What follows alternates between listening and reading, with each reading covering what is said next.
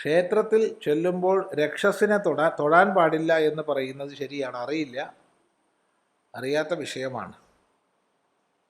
അത് ക്ഷേത്രോപാസന വിഷയത്തിൽ കൂടുതൽ അറിവുള്ളവരോട് ചോദിച്ച് മനസ്സിലാക്കേണ്ടതാണ്. അറിയില്ല, അറിയാത്ത വിഷയമാണ്. എന്തായാലും രക്ഷസിന് ശാപ്പാടൊക്കെ കൊടുക്കുന്നുണ്ട്, നേദ്യമൊക്കെ കൊടുക്കുന്നുണ്ട്.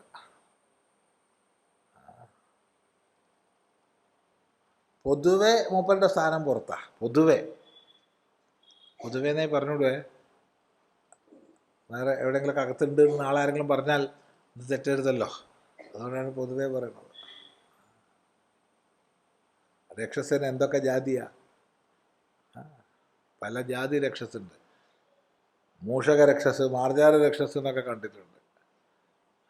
എരിരക്ഷസ്, പൂച്ച രക്ഷസ്, എന്തൊക്കെയാ അപ്പോൾ ഇതിൻ്റെയൊക്കെ അർത്ഥം നമുക്കറിയില്ല. അറിയാത്തതിനെ കുറിച്ചൊന്നും പറഞ്ഞുകൂടാ. എനിക്കറിയില്ല എന്നുള്ളത് കൊണ്ട് അത് ശരിയില്ല എന്ന് ഞാൻ പറയില്ല.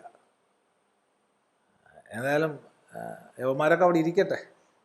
അവരൊന്നും ഞാൻ ആരാധിക്കാൻ പോണില്ല. അതുകൊണ്ട് വേറൊരാൾ ആരാധിക്കുന്നതുകൊണ്ട് ഞാൻ ദോഷം പറയുകയില്ല. എല്ലാവർക്കും സ്ഥാനമുണ്ട് ഇവിടെ. ഇവിടെ ആരും നമ്മളെ പുറത്താക്കണില്ല, ഒരാളെയും നമ്മൾ പുറത്താക്കണില്ല. എല്ലാവരും അകത്തിരുത്തിയിരിക്കുക. എല്ലാം നമ്മുടെ കുടുംബാംഗങ്ങളാണ്, എല്ലാം. അതുകൊണ്ട് ഒരു ക്ഷേത്രത്തിൻ്റെ അധീശനായിരിക്കുന്ന ഭഗവാൻ, ക്ഷേത്രേശൻ, പരമേശ്വരൻ എല്ലാവരെയും തൻ്റെ പരിവാരത്തിൽപ്പെട്ടവരായി കണ്ട് അവർക്കെല്ലാം ശാപ്പാടും വെള്ളവും എല്ലാം വേണ്ട പോലെ കിട്ടിയിട്ടില്ലേ, അവർക്കൊക്കെ വിളക്കില്ലേ, വെളിച്ചമില്ലേ, ഒരു സപ്ലൈ കുറവൊന്നും ഇല്ലല്ലോ എന്ന് നിരീക്ഷിക്കുന്നുണ്ട്. അത് നിത്യപൂജ തുടങ്ങിയവ അവർക്കില്ലെങ്കിൽ പോലും വർഷത്തിലൊരിക്കലെങ്കിലും അവർക്ക് വേണ്ടവണ്ണം അവരെയൊക്കെ ഒന്ന് സന്തോഷിപ്പിക്കണം എന്നുള്ളത് ആചരണ പദ്ധതിയിൽ നിർബന്ധമാണ്.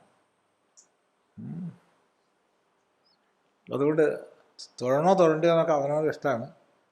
പാടില്ല എന്നൊന്നും പറയാൻ വയ്യ, അറിയില്ല എന്ന് മാത്രം. ആരെ തൊഴുതാലും നല്ലതല്ലേ? ആരെയാ ഇപ്പോൾ തൊഴുതൂടാത്ത?